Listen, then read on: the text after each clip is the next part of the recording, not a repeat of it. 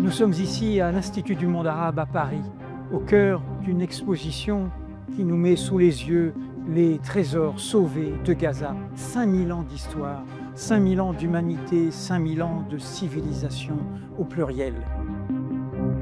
C'est cela qui est détruit sous nos yeux, sous les yeux du monde entier et dans l'indifférence de nos gouvernants. Nous en parlons avec un homme, un savant, professeur au Collège de France, qui essaye de réfléchir à ce que nous dit la destruction de Gaza et ce que nous dit cette violence faite à nos consciences. Bienvenue à l'échappée avec Didier Fassin.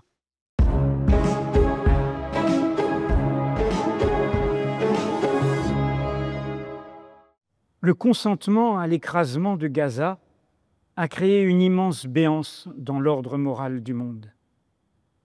Avec le recul du temps, il est probable que les événements qui, après l'attaque meurtrière du Hamas le 7 octobre 2023, se sont déroulés en Palestine, apparaîtront dans la lumière crue de leur signification. Plus que l'abandon d'une partie de l'humanité, dont la réelle politique internationale a donné maints exemples récents, c'est le soutien apporté à sa destruction que retiendra l'histoire. Cet acquiescement à la dévastation de Gaza et au massacre de sa population. Didier Fassin, bienvenue à l'échappée. Ces lignes sont de vous, elles sont parues il y a 1 an dans ce livre-ci, Une étrange défaite, réflexion sur le consentement à l'écrasement de Gaza. Depuis, ce livre a fait le tour du monde, il est traduit dans 10 langues, et nous sommes ici à l'Institut du monde arabe dans une exposition qui rappelle que la destruction de Gaza, c'est la destruction de notre histoire commune, celle de l'humanité tout entière. Ces trésors qui sont là, ces trésors enfouis de Gaza, perdus, oubliés depuis 5000 ans, sont ceux d'un lieu, d'un carrefour, d'un caravansérail, comme on a dit aussi, de toutes les civilisations qui se sont croisées dans ce qui ensuite est devenu la Terre Sainte. Je voulais partir de ce livre avant de parler de ce nouveau livre, Leçons de ténèbres, qui sort actuellement à la découverte comme le précédent et qui rassemble votre dernier cours au Collège de France. Vous êtes professeur au Collège de France. Vous tenez la chaire Questions morales et enjeux politiques dans les sociétés contemporaines. Vaste programme. On va revenir à ce livre qui est écrit au fond à l'ombre de Gaza, même s'il va bien au-delà, sur la violence, sur notre espèce et la violence, nos États et la violence, nos sociétés et la violence. Mais je voudrais revenir sur ce livre qui, comme vous le dites, est un dossier, vous avez dit une archive. Vous avez voulu, dès le printemps 2024, attester de ce qui se passait, en laisser une trace. En dehors de cet objectif rationnel, est-ce qu'il n'y avait pas aussi de votre part, car vous sortez de votre zone de confort, c'est un livre qui ne vous a pas valu que des amis, notamment en France, ici, est-ce qu'il n'y a pas eu l'envie, en faisant ce travail méticuleux de documentation, de secouer la tétanie qui peut nous prendre, et encore aujourd'hui, devant ce génocide à ciel ouvert, devant notre impuissance, devant ce spectacle criminel? Oui, je crois que vous avez tout à fait raison. Vous avez bien résumé le projet. Et je me réjouis, moi aussi, que nous soyons dans cette belle exposition sur 5000 ans d'histoire de Gaza. C'est évidemment extrêmement émouvant de voir tous ces signes de cette longue histoire à un moment où précisément l'armée israélienne et le gouvernement israélien tentent de faire disparaître non seulement l'histoire, mais la mémoire, la culture, l'éducation, la jeunesse, le futur des habitants de Gaza. Et donc c'est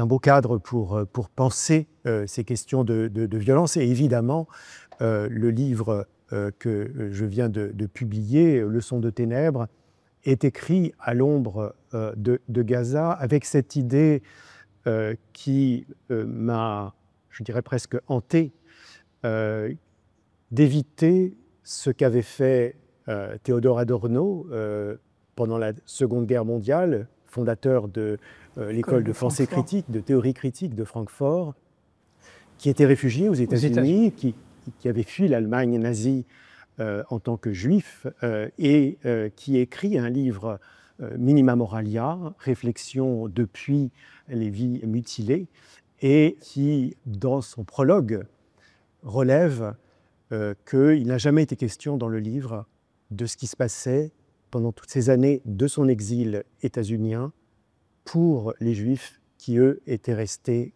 en Allemagne et qui périssaient, qui étaient tués dans des camps d'extermination. Et je me suis dit que, travaillant sur la violence, je ne pouvais pas avoir une sorte de préface dans laquelle je dirais « mais je ne vous ai pas parlé de Gaza ». Alors, effectivement, le projet du livre « Une étrange défaite » et le choix de son titre en même… En résonance avec le livre de Marc Bloch, écrit dans la encore tout à fait la clandestinité, puisque c'est un grand historien qui va être ensuite martyr de la résistance. Il va refuser de s'exiler, fondateur de l'école des Annales, et il écrit pendant l'été 40 l'étrange défaite sur, au fond, comment la capitulation, Vichy, la collaboration, tout ça ne nous est pas étranger. C'est notre monde, comme c'est notre monde qui produit la folie meurtrière des dirigeants israéliens et de leurs soutiens occidentaux. C'est une réflexion sur une défaite qui est aussi la nôtre. Et c'est une défaite militaire, et moi, ce sur quoi j'ai essayé de travailler, c'est une défaite morale.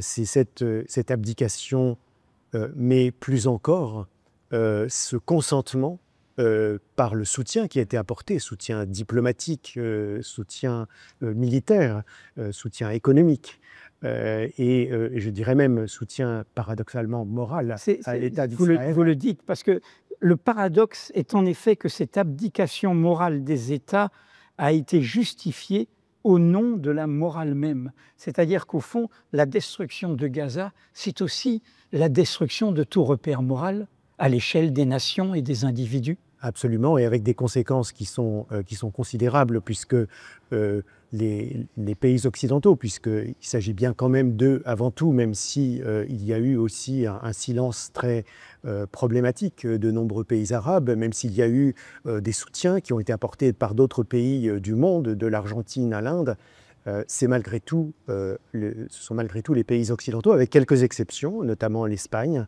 et quelques autres, qui ont très vite pris acte de la violence qui se déroulait. Alors, cette archive que j'ai essayé de constituer, elle avait pour objectif, comme vous le disiez, de laisser une trace, et de laisser une trace à un moment où le révisionnisme commençait à se manifester, c'est-à-dire au moment où… On peut même dire plus, carrément un négationnisme en temps réel. C'est la première fois que nous avons un génocide attesté par toutes sortes de rapports d'ONG, et y compris une mise en garde de la Cour internationale de justice, et où en temps réel, nous avons des gens qui le nient, comme ceux que nous avons combattus depuis la Deuxième Guerre mondiale, qui ont nié la destruction des Juifs d'Europe. Absolument, et on pourrait penser à Pierre Vidal-Naquet, par exemple, travaillant sur l'assassin de la mémoire. Absolument, sur ce négationnisme et la manière dont on retrouve d'ailleurs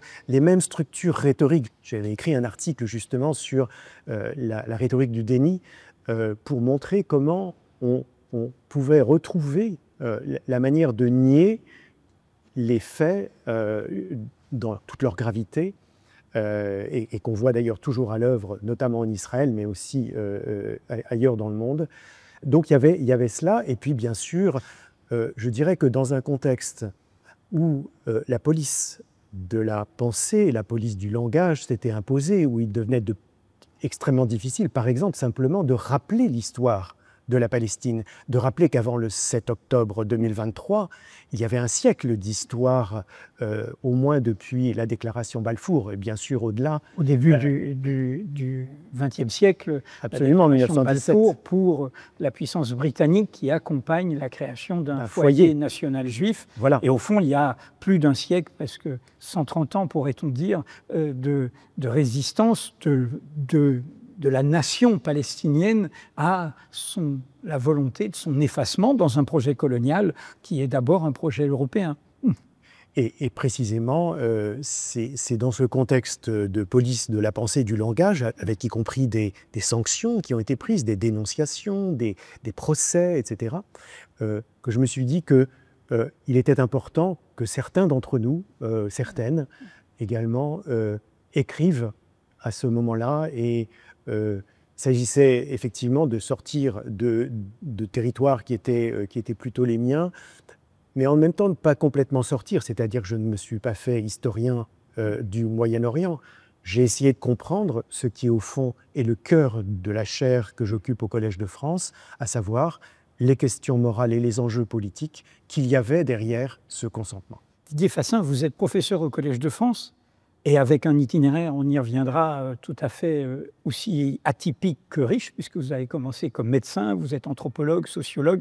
La multiplicité de vos terrains concerne tous les continents du monde, de Calcutta à Dakar, en passant par l'Afrique du Sud jusqu'à l'Amérique latine.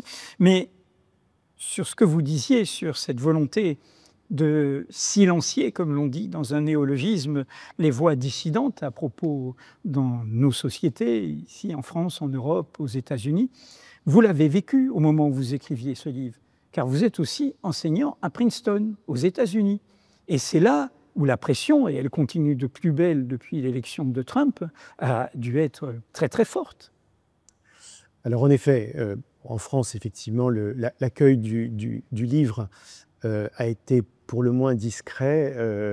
C'est moins manifesté par des attaques, quelques-unes, que par un silence dont je sais qu'il faisait l'objet de discussions dans les rédactions, de savoir s'ils pouvaient m'inviter ou pas. Et finalement, dans la quasi-totalité des cas, la décision était de ne pas m'inviter. Mais aux États-Unis, effectivement, étant dans une petite institution, j'ai beaucoup moins été affecté que dans les universités où des étudiants ont manifesté pour le droit des Palestiniens et très rarement avec des signes d'antisémitisme, mais qui ont été victimes d'une répression extrêmement forte. Je n'ai pas connu cela. Néanmoins, je dois dire que j'ai été extrêmement surpris, invitant pour une conférence annuelle sur les questions politiques que nous avons à l'Institut d'études avancées de Princeton, invitant donc Philippe Lazzarini, commissaire général de l'UNRWA, c'est-à-dire l'agence des Nations Unies qui prend en charge... Depuis la Nakba, depuis 1948, depuis la création de l'État d'Israël. Qui prend en charge donc les Palestiniens de la région, Palestine et les pays voisins, qui est un homme d'un grand souci diplomatique, d'une grande prudence aussi, et bien sûr qui inscrit l'action de son agence dans le cadre humanitaire. Et cette invitation m'a valu de nombreuses attaques, y compris dans mon institution, et j'ai été extrêmement surpris qu'un représentant des Nations Unies devienne persona non grata, non seulement en Israël, ce qu'il était déjà, mais également aux États-Unis. Oui, c'était les débuts de ce qui s'est déployé depuis, et va y venir, qui est au fond un appel à la sauvagerie du monde. C'est ça que nous dit cette scène. Pour terminer sur ce livre, que je vous incite tout le monde à lire ou à relire, à partager, au moment où il circule, et il fait le tour du monde entier, comme je l'ai dit, il a d'autant plus dérangé ses aveugles, ses indifférents, ses complices, que vous mettiez à la fois le doigt en la déconstruisant sur cette assimilation indigne de toute critique de la politique des dirigeants israéliens à de l'antisémitisme, comme si l'extrême droite israélienne était propriétaire des Juifs du monde entier. Mais plus encore, il y a un moment, vous soulignez combien, dans cette abdication morale, le fait qui sans doute hantera le plus durablement les mémoires, y compris peut-être en Israël, est la manière dont l'inégalité des vies a été donnée à voir sur la scène de Gaza et dont elle a été ignorée par les uns et légitimée par les autres.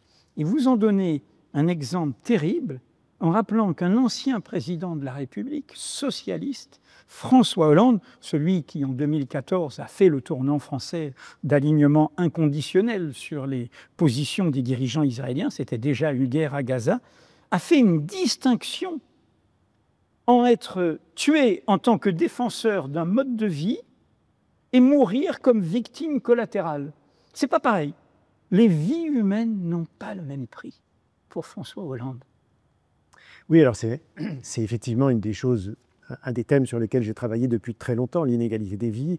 Mais je dois dire que j'ai énormément appris et de façon tragique autour de ce qui s'est passé à Gaza depuis 2 ans. C'est-à-dire qu'il n'y a pas simplement le ratio des décès parmi les civils palestiniens comparé aux civils israéliens, qui est un ratio de plusieurs centaines de fois.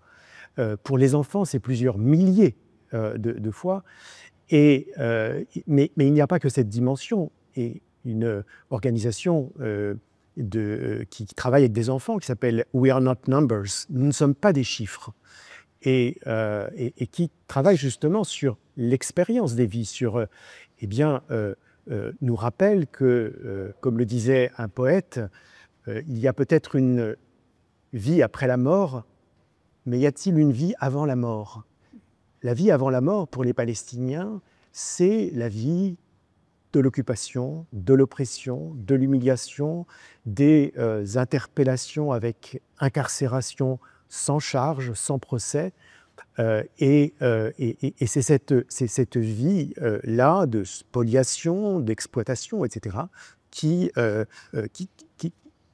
fait une telle différence entre vivre en Palestine en tant que Palestinien et vivre en Palestine en tant qu'Israélien. Et puis, au bout du compte, effectivement, il y a ce moment de vérité, au fond, parce que ce que dit François Hollande, c'est ce que pensent beaucoup et ce qu'ont écrit certains, à savoir que toutes les vies ne sont pas égales et que certaines sont suscitent plus le deuil que d'autres. Et je dois dire que ce qui m'a beaucoup gêné tout au long des 2 années que nous venons de vivre, c'est comment les médias ont dépeint, en France, aux États-Unis, ailleurs, les pro-palestiniens et les pro-israéliens, sans voir que ceux qui défendaient les Palestiniens, en fait, défendaient le droit international, les droits humains et simplement le droit à la vie et le droit à une vie digne. Et c'est cela que jamais on ne mettait en avant. On en faisait une affaire de 2 camps, de partisans en quelque sorte. Alors on va en venir à Leçon de ténèbres, qui est travaillé en fait dans la continuité, qui est le cours que vous avez donné au Collège de France. C'en est la traduction et l'expression écrite comme un déploiement. Je dirais que c'est, après que nous ayons dit tout ce qui pourrait nous mettre en colère ou nous sidérer, ou nous indigner, c'est au fond comment avoir l'intelligence de son indignation, comment comprendre ce qui nous arrive. Et vous démarrez d'ailleurs, je précise bien que le livre n'est pas sur Gaza. Gaza est comme un fil souterrain, une actualité qui nous saisit. Mais vous dites à un moment l'écrasement de Gaza, et vous citez à nouveau Théodore Adorno sur la Shoah, l'écrasement de Gaza n'est pas un indicible, comme le disait Adorno à propos de la Shoah, mais il aura été pour beaucoup un inaudible. Et vous citez un poète palestinien qui a eu le prix Pulitzer 2025, Mossab Abou Toa. « Nous avons parlé, mais vous n'avez jamais voulu écouter. » Et ce qui est très bouleversant dans votre introduction, c'est que, en écho probablement d'une amitié, vous citez un ami disparu, Jackie Assayag, juste avant. Et c'est au fond ce que ce livre travaille. Mince est la couche de vernis dont sont recouvertes les sociétés modernes. Fine, la pellicule qui distingue la civilisation de la barbarie. Fragile s'avère l'humanité. Oui, alors Jekyll Sayegh était un ami. Il est décédé il y a quelques mois. Il était un ami. Nous avons même animé un séminaire à l'École des hautes études en sciences sociales pendant plusieurs années. Et je trouvais très belle sa réflexion, lui qui a beaucoup travaillé sur les génocides et notamment sur la Shoah, mais sur aussi ce temps de massacre et ces leçons de ténèbres dont il lui aussi parlait.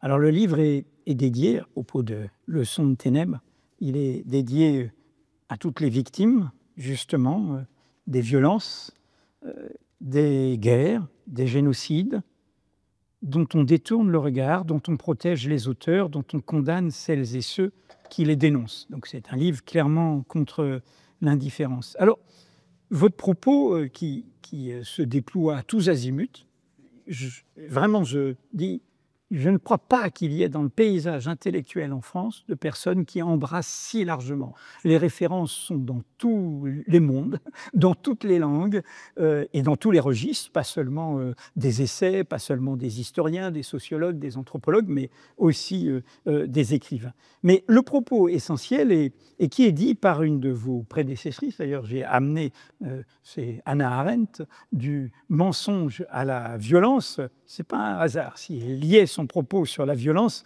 avec le propos sur le mensonge et la façon. Et en fait, c'est cette façon de dire combien la violence est très peu pensée. C'est ce qu'elle dit, ce que vous dites, et c'est votre point de départ. Il y a une sorte d'ignorance, comment vos disciplines, les sciences humaines, c'est comme la lettre volée d'Edgar Poe, elle est là, on la cherche, mais en fait elle est posée sur la cheminée. La violence est partout, et vos disciplines, dites-vous, à part quelques dissidents, justement, Hannah Arendt en est une, mais on pourrait dire les révolutionnaires, la violence accoucheuse de l'histoire, c'est Marx Engels. J'ai apporté Théorie de la violence par Engels, à part des dissidents dans l'ethnologie, Pierre Clastres, trop peu connu, archéologie de la violence, à part un sociologue un peu trop oublié, Georges Simmel, enfin bref, et un autre que vous citez et qui m'est cher, Walter Benjamin. Vous montrez qu'à part des dissidents ou des contestataires, en fait, l'officialité de vos disciplines, comme un éléphant au milieu de la pièce, n'a pas voulu penser la violence. Pourquoi ? Alors, c'est particulièrement vrai de la sociologie, de l'anthropologie et même, je dirais, de l'histoire. Alors, pour ce qui est de la sociologie et l'anthropologie, des disciplines relativement jeunes, puisqu'elles naissent, disons, dans la deuxième moitié du XIXe siècle. Mais c'est quand même assez remarquable que pendant plus d'une centaine d'années, elles se désintéressent en presque totalité de la question de la violence. Et quand je dis se désintéressent, je suis allé regarder dans des encyclopédies, dans des dictionnaires qui sont en 15 volumes, 20 volumes, en anglais, en français, en allemand, pour chercher l'entrée violence. Et elle est absente. Malgré les guerres coloniales, les massacres, les premières guerres mondiales, la boucherie humaine. Les génocides, etc. Génocide, le premier, les héros en Afrique et les Arméniens, parce qu'il y en a eu plusieurs dans notre histoire moderne. Et donc, il y a ce silence. Alors, j'ai essayé de comprendre pour quelles raisons il y avait ce silence, qui, il faut quand même le noter, est beaucoup moins vrai du côté des théoriciens du politique et de la philosophie politique. C'est-à-dire que Thomas Hobbes, par exemple, sans remonter à l'Antiquité, mais Thomas Hobbes, l'auteur du Léviathan, qui pense la question du pouvoir politique. Voilà, Jean-Jacques Rousseau. Le droit naturel. Et bien sûr, et puis ensuite, évidemment, d'autres, Walter Benjamin, etc. Mais effectivement, pour les sciences sociales, je crois qu'il y a quelque chose d'assez particulier. La première raison, je dirais qu'elle est d'ordre épistémologique, c'est-à-dire que les sciences sociales se sont constituées à travers des théories aussi diverses que le culturalisme, le structuralisme, le fonctionnalisme, enfin ces grandes théories qui ont nourri ces deux disciplines, se sont constituées donc avec l'idée qu'il fallait comprendre comment des sociétés tiennent. Donc il s'agissait de l'unité, de l'ordre, et donc tout ce qui allait à l'inverse, qui pouvait détruire l'unité, qui pouvait produire du désordre, était en quelque sorte écarté.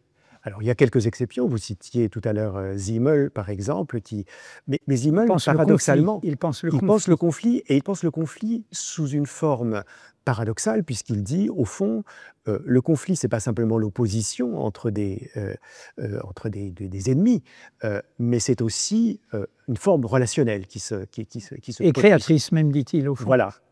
Mais disons, avec quelques exceptions, il y a cette première idée.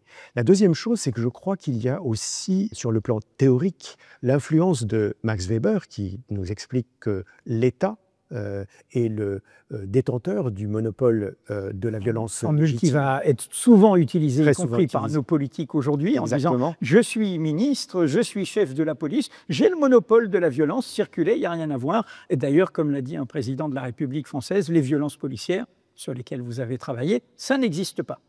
Voilà. Et donc Max Weber, dans la mesure où il semble nous dire que l'État va contrôler, en quelque sorte, les violences, les met à l'écart, dans une perspective très différente, Norbert Elias lui-même, avec son idée de civilisation des mœurs, nous montre comment nous avons petit à petit apprivoisé nos mauvaises coutumes, qu'il s'agisse de l'alimentation, qu'il s'agisse de la sexualité ou qu'il s'agisse de la violence. Donc c'est un deuxième élément. Et il y en a un troisième que j'ai trouvé vraiment tout à fait intéressant, sous la plume d'un philosophe jamaïcain, Charles Mills, qui dit: mais qui est-ce qui a écrit la sociologie? Qui est-ce qui a écrit l'anthropologie? Qui est-ce qui a écrit l'histoire? Et même, dit-il, qui a écrit la théorie politique? Les dominants. Ce sont des hommes blancs du monde occidental. Et qu'est-ce qu'auraient été ces théories et ces pensées, ces disciplines, si elles avaient été écrites par des minorités, par des colonisés, par des femmes? Et on voit bien d'ailleurs que c'est ce qui est en train de ce qui s'est joué au cours des dernières décennies, parce qu'à partir de 1980 et surtout 1990, on voit au contraire une efflorescence de travaux extrêmement intéressants qui prennent vraiment à cœur la question de la violence, c'est-à-dire qui essaient d'étudier qu'est-ce que c'est que cette violence, qu'est-ce qu'elle produit sur les individus, à la fois les individus qui la subissent, mais aussi les individus qui la commettent. Alors ce qui est le final, j'allais dire, du livre, dans sa progression, hein, avec ce point de départ où vous citez donc Hannah Arendt qui dit justement, c'est comme si la question de la violence était subjective, hein, on pense la parenté, on pense la famille, on pense l'État, mais la violence est une réalité subjective, multiforme, insaisissable. Mais au bout du compte, il y a quelque chose qui est propre à notre modernité. Et vous le démontrez en convoquant d'ailleurs un de vos collègues du Collège de France, Henri Laurence, qui travaille notamment sur la Palestine, c'est le fait de nier la violence des opprimés. Notre génération, nous avons à peu près le même âge, a grandi à une époque, celle des émancipations, des résistances contre des impérialismes, contre des dictatures, contre des régimes qui niaient l'humanité, où au bout d'un moment, on n'a plus le droit de manifester, on n'a plus le droit de se réunir, on n'a plus le droit de rien, il faut résister. Et face à cette violence, il y a une autre violence libératrice, et vous convoquez de ce point de vue Frantz Fanon, évidemment, les damnés de la terre, en montrant d'ailleurs que souvent, on a un peu tordu, à cause de la préface de Jean-Paul Sartre, son propos qui est autrement humaniste et universaliste. Bref, ce que vous mettez en évidence, c'est qu'il y a quelque chose qui s'est installé depuis, on pourrait dire, 20 ans, avec la guerre contre la terreur, avec ce mot fourre-tout de terrorisme, puisque, au fond, Mandela était un terroriste, un chef d'État, Arafat était un terroriste, après patron de l'autorité palestinienne, et ainsi de suite, qui a été de médiatiquement, philosophiquement, intellectuellement, délégitimer toute résistance violente des opprimés, des exploités, des dominés. Alors effectivement, ce qui est intéressant et chose à quoi j'ai essayé de réfléchir, c'est autour du refus de la violence. Mais le refus de la violence, c'est quelque chose de complexe, parce que qu'est-ce qu'on refuse? Est-ce qu'on refuse le fait de répondre à la violence quand on est soi-même victime de violence? Est-ce qu'on refuse de voir la violence? Est-ce qu'on refuse de nommer la violence? Et je suis retourné donc à des textes fondateurs, ceux notamment de l'états-unien philosophe et penseur David Henry Thoreau, qui est une sorte de penseur libertaire dans l'histoire américaine. Qui est le penseur de la non-violence et de la désobéissance civile, même si lui-même... Le meilleur gouvernement, c'est celui qui gouverne le moins possible. Voilà. Mais en tout cas, il est connu pour être un non-violent, qui a d'ailleurs inspiré le Mahatma Gandhi, qui a inspiré Martin Luther King Jr. Donc, c'est une grande figure, même s'il n'est pas très connu encore aujourd'hui en France. Mais ce qui est très intéressant, c'est qu'au moment où il y a un soulèvement contre l'esclavagisme aux États-Unis, eh bien, il dit cette violence-là, parce qu'il n'y a pas d'autre manière de sortir d'une situation de déshumanisation des esclaves noirs, cette violence-là, lui-même ne l'aurait pas pratiquée, mais il considère qu'elle est légitime. Et à ce moment-là, on commence à voir, quand on reprend les choses de cette manière, on voit que Kant lui-même, qui est pourtant connu pour le philosophe des Lumières, la paix universelle, etc. Voilà. Et lui-même avait une grande fascination il était contre la violence, mais il avait une grande fascination pour la Révolution française en disant, eh bien voilà, il a fallu qu'il y ait cette réponse violente à ce qui était une violence bien supérieure. Et j'ai essayé de suivre ce fil. Frantz Fanon en est un exemple, mais également Jean Améry. Et Jean Améry m'intéressait parce que, comme vous le savez, c'est un philosophe juif résistant, survivant du génocide. Il a été déporté à Auschwitz. Quand il en est revenu, il a eu des mots extrêmement durs sur l'Allemagne. Il a eu des propos extrêmement chaleureux et favorables à la naissance de l'État d'Israël, mais il est allé non seulement jusqu'à condamner les dérives coloniales et d'occupation de la notamment après 1967, après 67, la guerre des 6 jours.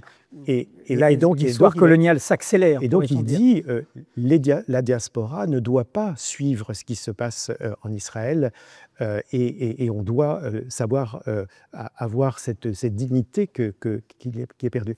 Et il va jusqu'à défendre Frantz Fanon. Il va plus loin que Frantz Fanon puisqu'il dit cette violence que commettent les colonisés contre le colonisateur leur redonne la dignité dont on les avait privés.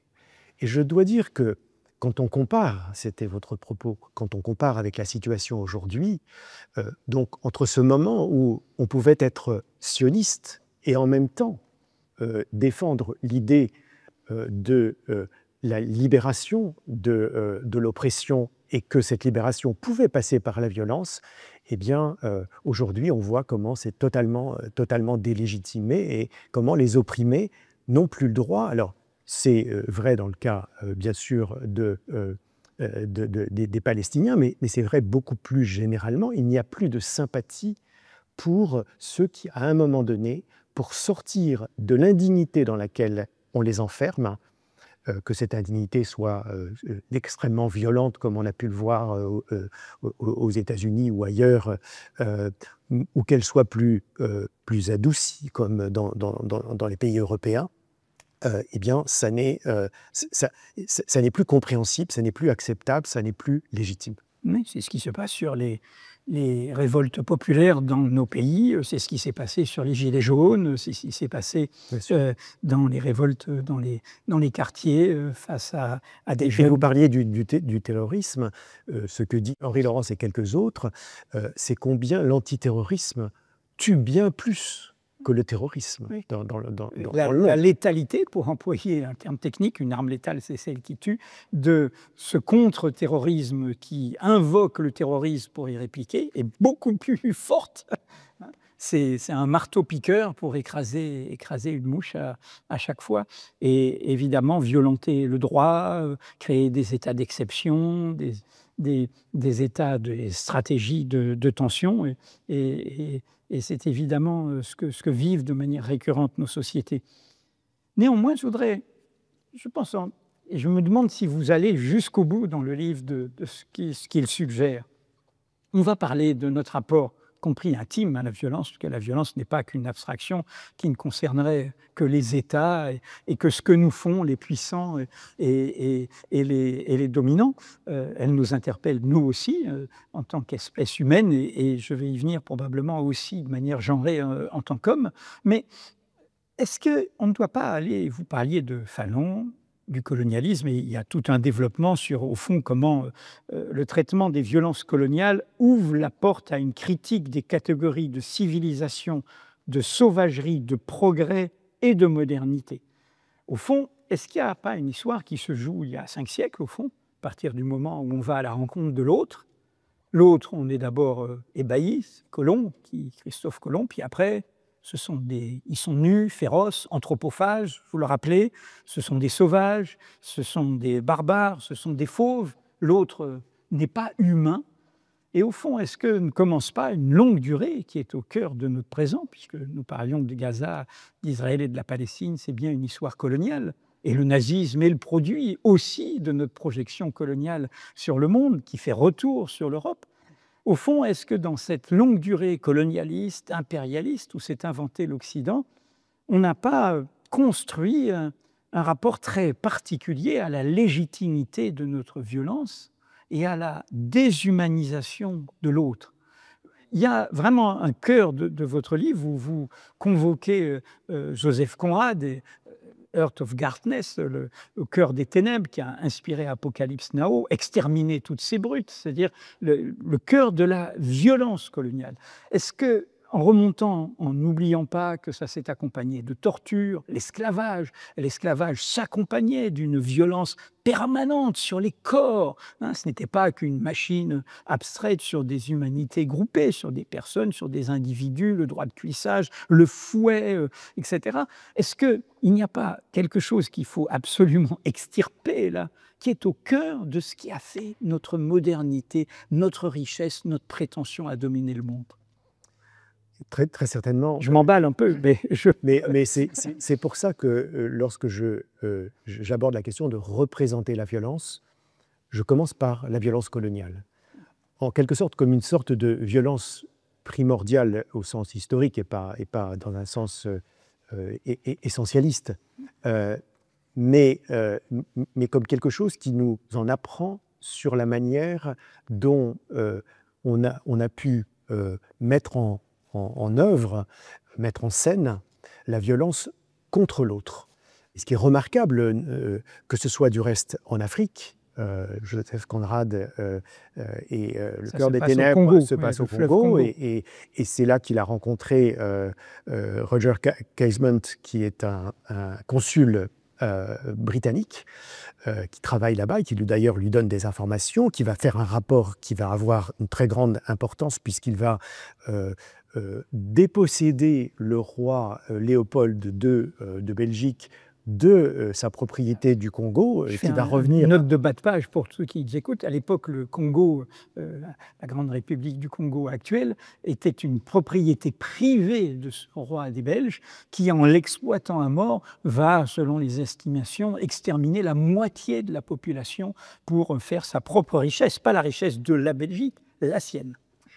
Et c'est Roger Casement qui ensuite va en Amérique du Sud, notamment en Colombie, Colombie amazonienne, pour parler de l'exploitation extrêmement violente des Indiens amazoniens pour la production de caoutchouc.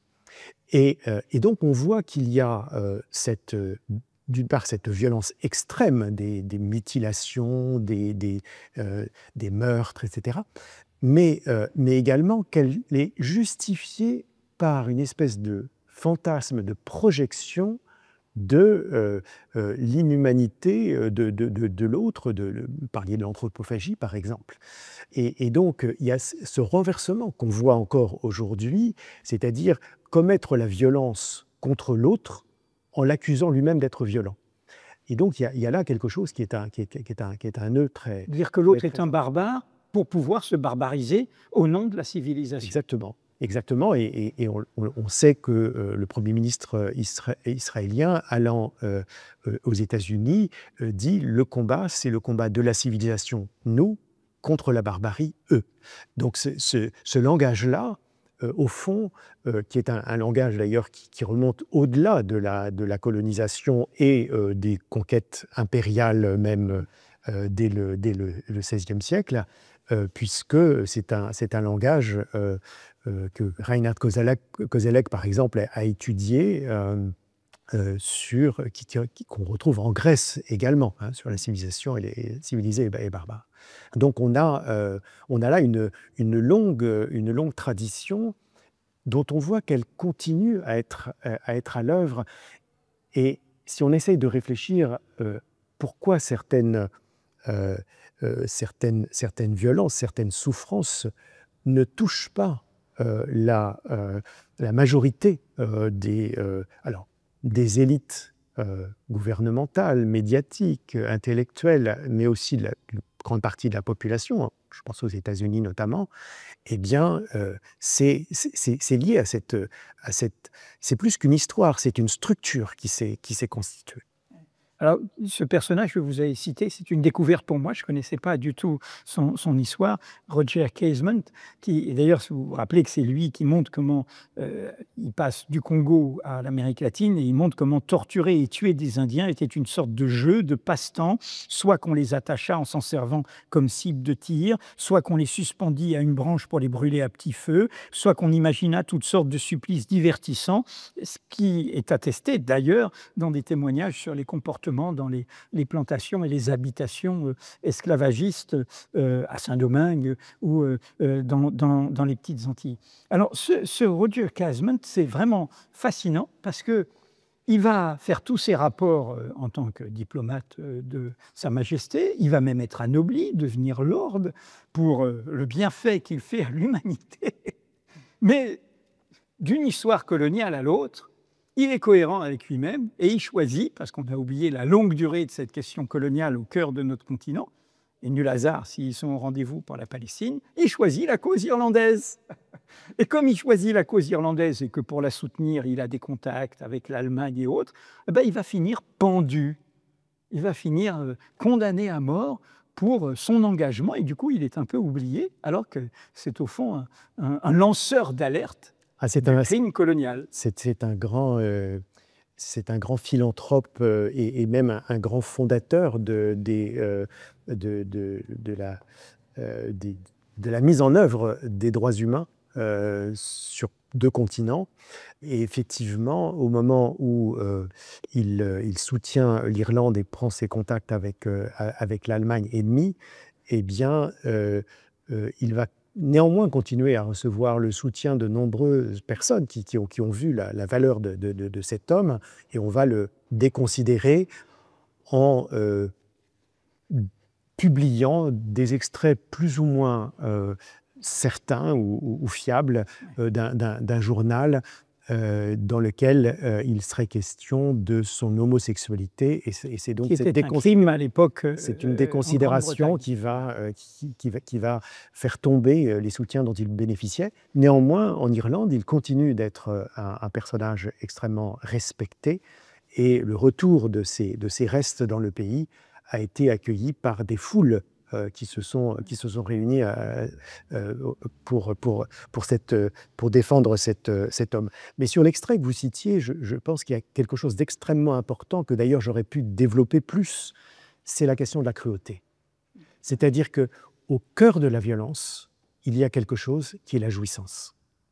Et cela, Nietzsche l'avait bien compris, mais l'idée de faire souffrir pour le plaisir de faire souffrir, c'était sa citation en français dans son texte allemand, eh bien, c'est quelque chose que l'on retrouve par exemple dans la manière dont les violences sont aujourd'hui filmées, avec une circulation, que ce soit les violences d'Abu Ghraïb, les violences dans des quartiers populaires, des violences, bien sûr aussi, des soldats israéliens à Gaza qui circulent de cette façon avec où le plaisir est un élément, la jouissance est un élément extrêmement important de la violence. Que vous a inspiré de ce point de vue les révélations de Mediapart, qui ont rebondi tardivement avec le décès du souffre-douleur, l'affaire Portmanov, comme on dit, ces jeunes qui se sont organisés pour gagner de l'argent sur le spectacle, hein, de la cruauté contre quelqu'un qui était handicapé, contre quelqu'un qui était leur souffre-douleur à tout point de vue, qu'ils giflaient, qu'ils battaient, qu'ils humiliaient. Et on s'est aperçu dans notre enquête que des gens bien propres sur eux mettaient de l'argent pour regarder cette horreur, cette indignité. Oui, il y a quelque chose que j'analyse dans le livre, qui est la question de la pornographie de la violence, c'est-à-dire le spectacle qu'on en donne. Alors, c'est toujours une question délicate, alors pas évidemment dans le cas que vous venez d'évoquer, mais les journalistes se posent, les photographes, les cinéastes se posent toujours, souvent en tout cas lorsqu'ils ont un sens éthique, se posent la question de: que peut-on montrer? Que doit-on montrer? Les anthropologues également, qui ont beaucoup réfléchi, d'un côté, à essayer de montrer la souffrance des victimes, les violences dont elles sont, qui les affectent, mais aussi d'éviter de produire quelque chose qui serait trouble sur les violences. On a les mêmes discussions autour de la Shoah, par exemple.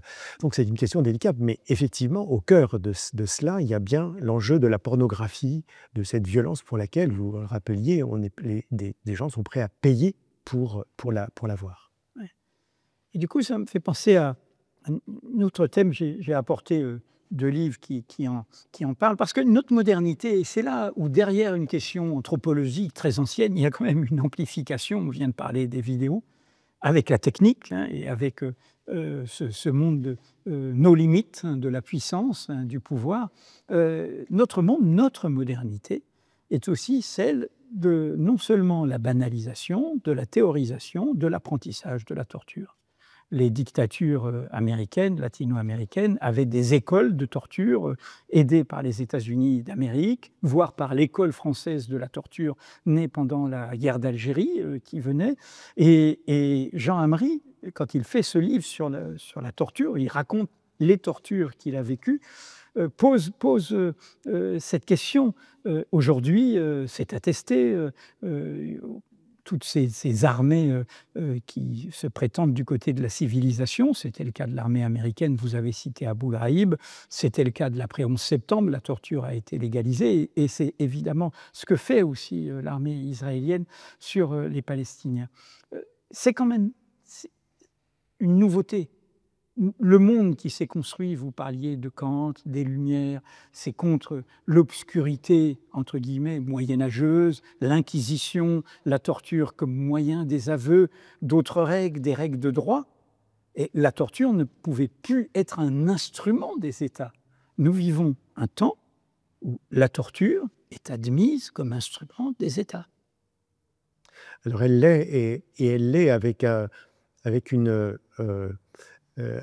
et on sait que c'était déjà le cas en Algérie, par exemple, avec un discours qui est assez mensonger, qui est le discours que j'ai entendu chez certains de mes collègues aux États-Unis, qui est que si en torturant un individu, on arrive à savoir où est la bombe qui va faire des centaines ou des milliers de victimes, eh bien, ça justifie la torture. C'était le raisonnement de la bataille d'Alger, hein, Voilà. de ceux qui ont cautionné, avalisé. Alors, ce que ça cache, évidemment, c'est ce que j'évoquais précédemment, à savoir la cruauté et la jouissance qu'il y a dans la torture. Et ça, c'est quelque chose qui est assez indéniable, la torture de l'ennemi. Mais, et on le voit dans les performances qui sont jouées autour de cela, mais également le fait que la torture est assez largement inefficace. Elle est inefficace parce qu'il y a un moment où les gens sont prêts à dire ce qu'on veut qu'ils disent, et sans que ça permette d'éviter d'autres violences. Donc il y a cette rationalisation qui s'est faite là où, disons, un discours plus moral, un discours plus légal s'était imposé pour la dénoncer. Oui. Alors, on passe de la cruauté, la torture, comment au fond il y a une gangrène, c'était le mot d'ailleurs, il y a eu au moment de la guerre d'Algérie, vous citiez Pierre Didal-Naquet et les éditions de Minuit, et François Maspero, la gangrène, c'est une gangrène au cœur de la démocratie et qui mettait les centurions au cœur du pouvoir, et on peut dire que c'est aussi une gangrène qui a gangréné les linéaments démocratiques, même si c'était dans la négation des droits des Palestiniens d'Israël par rapport à la société israélienne elle-même. La loi du plus fort, la loi de la violence, de la domination. Mais si on continue ce travail et on va jusqu'à nous-mêmes, il y a une trouvaille. Dans ce livre, vous dites que vous avez fait les recherches sur tous les dictionnaires possibles et imaginables et sur le mot de violence, la conception, etc. Et on arrive, en ancien français, le mot violence, dérivé de violentia, donc en latin, est mentionné pour la première fois en 1215. Mais il demeure rarement employé au cours de la période médiévale, sauf pour caractériser le viol. Et je voudrais qu'on parle de cette haute dimension qui peut-être, je dirais, parce que vous étiez aussi pris par cette onde de cette grande histoire, qui est peut-être le point silencieux un peu de ce livre, même si vous parlez à un moment de l'excision et du consentement culturel qui est organisé dans la domination des hommes sur les femmes dans des sociétés qui font cette violence terrible. Et vous avez une collègue au Collège de France qui n'est plus de ce monde et qui est très importante dans l'histoire de la pensée du masculin, du féminin, Françoise Héritier, qui a justement fait comme vous un cours sur la violence et où elle a abordé, au fond, cette question plus dérangeante, j'allais dire, parce qu'on ne peut pas dire c'est les États, c'est les vilains, je suis contre, je résiste et tout, nous-mêmes, et nous-mêmes, notre genre. Et comment il y a quelque chose qui est tout à fait intégré, presque anthropologiquement, de notre domination, de l'appropriation du corps des femmes comme un droit naturel des hommes. Et elle rappelait, dans ce livre qui est exceptionnel, hein, elle rappelait déjà combien, ce qu'on sait, ce qui est documenté encore plus aujourd'hui, et toutes les affaires récentes, MeToo, le procès de Mazan et tout ça l'ont rappelé, il apparaît que le huis clos conjugal est le haut lieu des violences. Insultes et menaces, 4,3%, pression psychologique, 37%, agression physique, 2,5%, etc. Et on le sait, y compris sur les féminicides, y compris sur les femmes qui sont assassinées, c'est très souvent, le plus souvent, un compagnon, un ancien compagnon. Est-ce qu'il n'y a pas, au-delà de tout ce qu'on a visité là, il n'y a pas quelque chose de plus profond, j'ai dit anthropologique, qui pose une question à comment notre espèce doit peut-être se mettre en cause elle-même?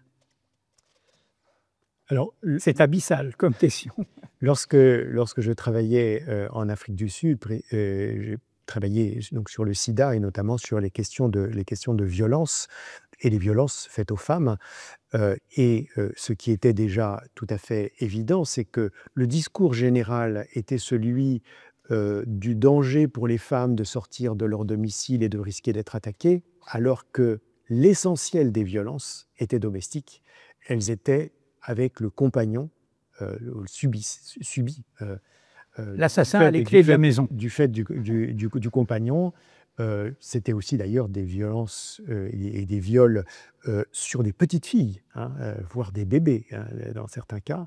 Donc on était vraiment dans l'univers, un univers de proximité, d'intimité, et non pas de l'étranger, de celui qui serait menaçant à l'extérieur. Donc il y avait déjà cette question. Alors, je dirais pour répondre à ce que vous évoquez, je dirais deux choses. La première, c'est que ce que j'ai voulu vraiment montrer, c'est que il n'a pas fallu attendre que les choses soient nommées pour qu'elles soient comprises, pour que celles qui en sont les victimes, par leur résistance elle-même, celles qui ont lutté contre, avaient cette idée de la violence masculine et de cette violence de genre, de cette violence sexuelle qui se manifestait. Et j'en prends des exemples dans mes propres travaux au Sénégal sur la manière dont les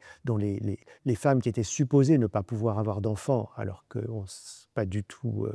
Et en Casamance, vous racontez ça, en Casamance, c'est des rituels avec des rituels très violents d'humiliation, voilà. Comme si c'est la faute de la femme et elle devient au fond voilà, violentée à tout point de vue. Même chose avec l'excision. Hein. Les travaux qui ont été faits par Janice Body au Soudan montrent que les femmes sont... alors, il y a tout un temps où ce sont des pratiques qui sont acceptées parce qu'elles sont des pratiques traditionnelles et elles ont été faites depuis des générations, etc. Mais on voit comment les choses, comment la souffrance d'abord est reconnue, la violence en tant que telle l'est également, et petit à petit, une résistance se déploie. Donc ça, c'est le premier élément. Et le second, c'est que je suis allé dans ces abysses dont vous parlez, je suis allé regarder du côté de deux auteurs qui ont cherché des fondements ou des fondations même universelles à la violence, à savoir du côté de la psychanalyse Freud et du côté de l'éthologie Konrad Lorenz. Et de façon extrêmement étonnante, puisque on peut dire que c'est des théories et des pensées qui sont tellement éloignées, hein, l'une sur le psychisme, l'autre sur l'animalité. Et au fond, ils utilisent quasiment le même langage, pulsion, instinct, les deux.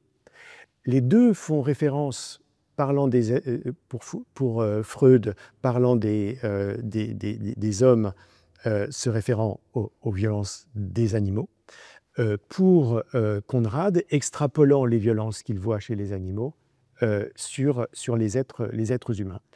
Je dois dire que ça n'est pas ces thèses, disons, à la fois universalistes et presque fondamentales, ne sont pas celles qui retiennent mon attention. Je suis plus attentif parce que je suis en les sociétés, voilà, etc., et la manière dont, au fond... Pas d'éternité comme ça. Voilà. Alors, bien sûr, il y a des structures. Il y a des structures qui font que, comme l'a montré Françoise Héritier, dans pratiquement toutes les sociétés, voire toutes les sociétés qu'on connaît, il y a cette domination des hommes sur les femmes. Donc, il y a des éléments structurels. Mais ce sont des éléments structurels qui, d'une manière générale, sont produits par l'histoire, et c'est pour ça que je me rapproche plus, bien sûr, des sociologues, des anthropologues, des historiens, mais aussi de philosophes comme Walter Benjamin. Alors, on arrive un peu à la fin de ce voyage qu'il faut que vous prolongiez en lisant ce livre qui est immensément stimulant. Si on voulait dégager, j'allais dire, un petit horizon d'espoir à partager, universalisable, hein, puisque personne n'est propriétaire de l'universel. Est-ce que c'est une phrase que vous citez à un moment d'un colonisateur champion de l'État colonial britannique, un pays a porté son nom, la Rhodésie, Cecil Rhodes. Il dit « Si je pouvais, j'annexerais les planètes ». Et on pense à Elon Musk et tous ces oligarques qui entourent, ou extractivistes, ceux qui entourent Poutine ou ceux qui entourent Trump, ils veulent tout prendre, quoi. Hein, ils veulent tout manger. Ce sont des oligarques gloutons. Est-ce que l'horizon n'est pas de se dire que la révolution anthropologique et qu'appelle la cause des femmes, puisqu'elle oblige à penser très profondément une très longue histoire qui est dans notre cerveau reptilien, c'est un homme, ça s'empêche, veut dire Camus à son père dans son livre posthume, Le Premier Homme. Est-ce que la question n'est pas l'illimitisme? Est-ce que la question philosophique que rencontre notre monde de toute puissance financière, technologique, militaire, numérique, digitale, est un monde où, au fond, certains se disent « il n'y a pas de limite ». Il n'y a pas de limite. D'ailleurs, le mot « great », grandeur, grand Israël, grande Russie, grande Amérique, il n'y a pas de limite. L'illimitisme. Est-ce que la question n'est pas, face, vous vous rappelez cette formule de Marc Bloch, une époque mythomane, qui convoque en plus, vous le rappelez, des récits des origines terrifiants, le Amalek de M. Netanyahou, des textes de l'Ancien Testament d'extermination, tu vas les exterminer tous. Eh bien, est-ce qu'il ne faudrait pas construire un monde où on apprenne pour vivre ensemble à avoir des limites, à respecter des limites? Alors, bien sûr, très certainement. La description que vous faites, qui se voit aussi bien au plan économique qu'au plan politique, avec malgré tout un retour de l'impérial qui est tout à fait extraordinaire, et qui fait écho au colonial au fond. Comment lutter contre cela? Je pense qu'évidemment, je n'aurais pas la naïveté de penser qu'on peut le dire en quelques phrases, mais en tout cas, ce qui est certain, c'est qu'il existe deux choses. D'une part, il existe des mouvements, des mobilisations, des choses que, lorsque j'ai travaillé avec Anne-Claire Defossé sur la frontière entre l'Italie et la France, sur ces déplacements d'exilés, bien sûr, on parle tout le temps, à juste titre, de la violence, de la répression à l'égard de ces personnes, pas seulement en France, bien sûr, bien au-delà. Mais on oublie souvent de parler de toutes les mobilisations, tous les mouvements, tout le travail souterrain, ou parfois tout à fait visible, qui est fait par des associations, des individus, des volontaires, Les hospitaliers. Voilà. Ceux qui accueillent. Et ça, je pense que c'est un élément, effectivement, qu'il faut savoir reconnaître. Un autre élément qui a tellement manqué ces 2 dernières années, c'est la question du courage.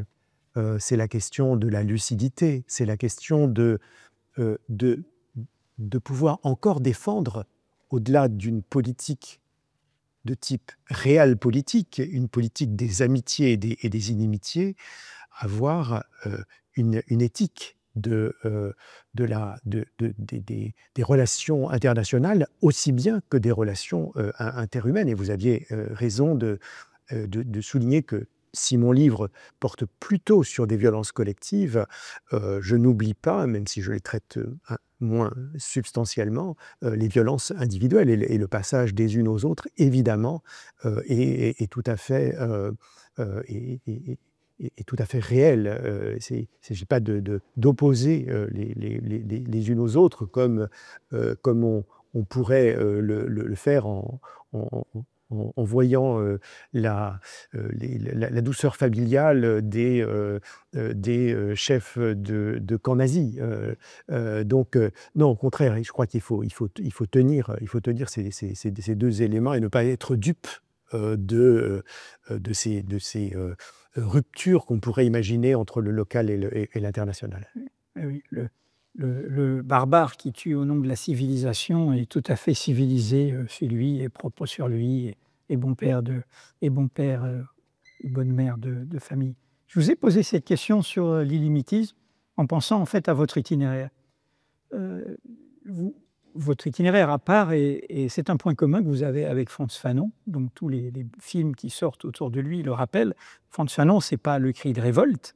Frantz Fanon, il est comme vous dans avoir l'intelligence de sa colère, de son indignation. C'est un soignant, c'est un psychiatre. Et il pense d'abord son engagement anticolonialiste quand il voit comment la colonisation crée une souffrance, une aliénation, une violence sur le colonisé, mais une aliénation du colonisateur aussi. Or, vous, c'est le fil conducteur. Vous avez commencé comme médecin. Vous basculez par la question du sida, et pas seulement sur un terrain français, à Calcutta, puis ensuite en Sénégal, Afrique du Sud. Et après, vous élargissez, on parle des migrants, on parle de la police, vous avez fait une somme avec toutes sortes d'autres auteurs, la société qui vient, en essayant d'embrasser tout ça. Est-ce que penser du point de vue d'un soignant, avec l'histoire d'un soignant, c'est aussi penser la précaution, penser le souci, penser l'attention. L'origine protège de rien, mais est-ce qu'il y a de ça néanmoins dans votre itinéraire intellectuel? Bien sûr, je pense que d'abord les raisons qui m'ont amené à choisir la médecine et qui étaient liées à la découverte de la guerre de libération et d'indépendance du Bangladesh, et donc le fait que le premier travail que j'ai fait en médecine, mais en dehors du monde français, a été à Calcutta, eh bien, il y a là effectivement quelque chose qui était de l'ordre d'un souci, effectivement, d'un souci de l'autre, des autres, et d'une responsabilité. Une responsabilité non pas au sens d'une culpabilité, mais au sens d'une responsabilité que nous devons tous partager à l'égard du reste du monde, y compris le monde le plus proche. C'est vrai que, un peu par pudeur, j'ai essayé de mettre à distance mon métier de médecin, et y compris du point de vue de mes recherches, en m'éloignant justement des recherches autour de la santé, de la médecine, de la maladie, de la souffrance, ce que j'ai quand même fait un peu, mais de m'éloigner de cela pour penser d'autres situations politiques, morales. Si je veux être honnête avec moi-même, je ne peux pas évidemment effacer cette histoire, ce parcours et sa cohérence, d'ailleurs, que j'avais essayé de rendre dans un livre qui s'appelle « La vie, mode d'emploi critique », qui étaient les conférences Adorno que j'avais données à Francfort, où on m'avait demandé de donner 3 conférences, et je m'étais dit, qu'est-ce que je peux faire qui fasse sens, et je me suis dit, au fond, la vie, c'est quelque chose par quoi j'ai commencé et sur quoi je suis encore aujourd'hui, même si les modalités en sont complètement différentes. Et d'ailleurs, je dois dire que dans les travaux que j'ai faits en prison, où j'ai passé 4 ans à étudier une maison d'arrêt, j'ai pu constater que les trajectoires des surveillants et des surveillantes étaient très marquées par ce qu'ils avaient fait avant. Et par exemple, celle qui avait été infirmière avant de devenir surveillante n'avait pas le même comportement vis-à-vis des personnes détenues que celui qui avait été gendarme avant d'être surveillant. Et donc, il y a bien à la fois dans les raisons pour lesquelles on choisit un métier, mais aussi ce que ce métier produit comme habitus et comme ethos. Il y a bien là des fils qu'on ne peut pas couper. Take care, on dit en anglais. Prendre soin des autres, de la vie, du monde, des humanités. Une étrange défaite se termine sur le rappel de ce « plus jamais ça » d'il y a 8 décennies maintenant. Et hélas, le « ça » est de retour, et de manière sauvage, dans une sorte d'alliance globale. Et dans ce livre, il y a une pépite à un moment. Vous citez aussi une personne qui m'est chère et qui est oubliée souvent, qui est Simone Veil, la philosophe, qui va mourir à Londres pendant qu'elle est du côté de la France libre, et qui est une penseuse tout à fait à part, une libertaire devenue chrétienne, tout à fait inspirée. Et elle dit ceci, voilà, je voudrais terminer par ça. Ne jamais admirer la force, ne pas haïr les ennemis et ne pas mépriser les malheureux. Ne jamais admirer la force, ne pas ressembler, y compris quand on doit résister, combattre, ne pas ressembler à ce qu'on a en face. Ne pas haïr les ennemis, ne pas être comme eux, et ne pas mépriser les malheureux, ne pas être indifférent. Et là, elle dit, il est douteux que ce soit pour bientôt. Alors effectivement, c'est une une très belle phrase, c'est une petite étude courte, d'ailleurs publiée sous un autre nom et un pseudonyme, et qui est autour de l'Iliade. Et justement, elle a la connaissance et la subtilité de nous rappeler que violence vient de force, et que la force, c'était la force des éléments naturels, et donc la force des êtres humains en tant qu'élément naturel. Et donc, quand elle dit la force, c'est ce qui correspond à la violence. Et d'ailleurs, la manière dont elle parle de ce que la force fait à ceux qui la subissent ne peut pas ne pas évoquer ce qui, au moment où elle écrit ce texte, se passe dans les camps de concentration et bientôt d'extermination des Juifs, des Tziganes en Allemagne et autour de l'Allemagne. Et précisément sur ce que vous rappeliez, c'est ne pas répondre à la violence par la violence.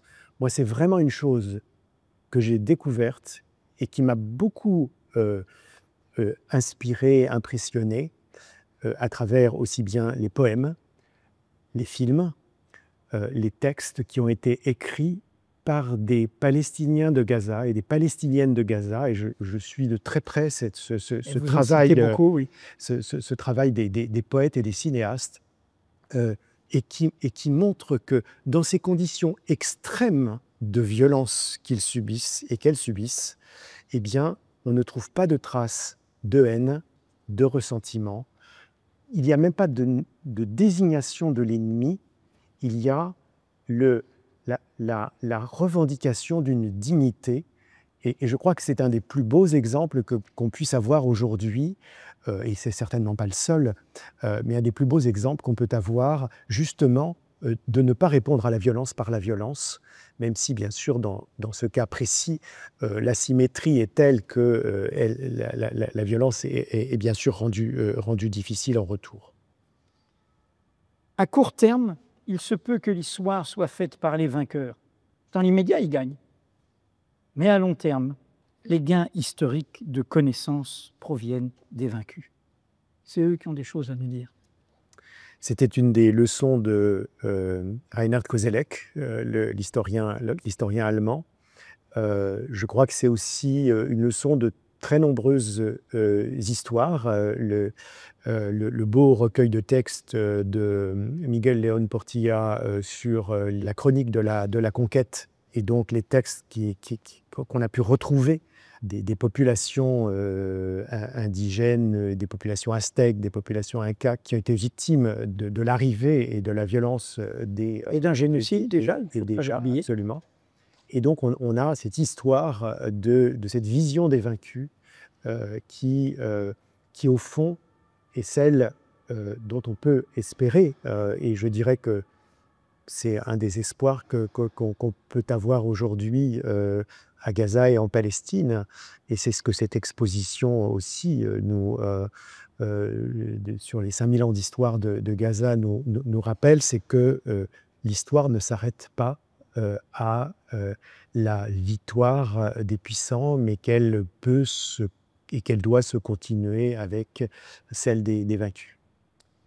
Merci Didier Fassin, du fond du cœur. Lisez ces 2 livres, apprenez, découvrez et apprenez de ceux qui sont piétinés, massacrés, mais ils ont plus à nous dire que ceux qui, dans le temps, dans l'immédiat, gagnent.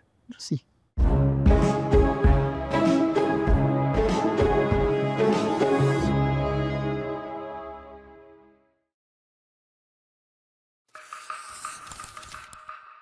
Mediapart.